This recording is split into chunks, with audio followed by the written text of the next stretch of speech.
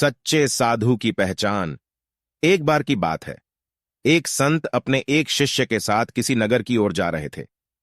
रास्ते में चलते चलते रात हो चली थी और तेज बारिश भी हो रही थी। संत और उनका शिष्य कच्ची सड़क पर चुपचाप चले जा रहे थे। उनके कपड़े भी कीचड़ से लथपथ हो चुके थे। मार्ग में चलते चलते संत ने अचानक अपने शिष्य से सवाल किया, वत्स, क्या तुम बता सकते हो कि वास्तव में सच्चा साधु कौन होता है?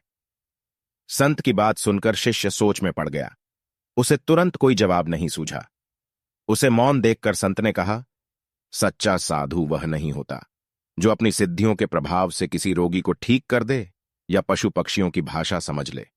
सच्चा साधु वह भी नहीं होता जो अपने घर परिवार से नाता तोड़ पूरी तरह बैरागी बन गया हो या जिसने मानवता के लिए अपना जीवन समर्पित कर दिया हो। शिष्य को यह सब सुनकर बहुत आश्चर्य हो रहा था। वह तो इन्हीं गुणों को साधुता के लक्षण मानता था। उसने संत से पूछा, गुरुदेव, तो फिर सच्चा साधु किसे कहा जा सकता है?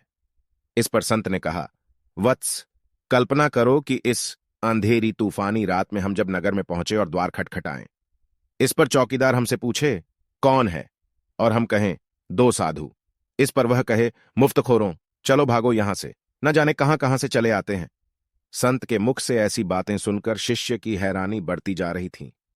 संत ने आगे कहा, सोचो, इसी तरह का व्यवहार और जगहों पर भी हो।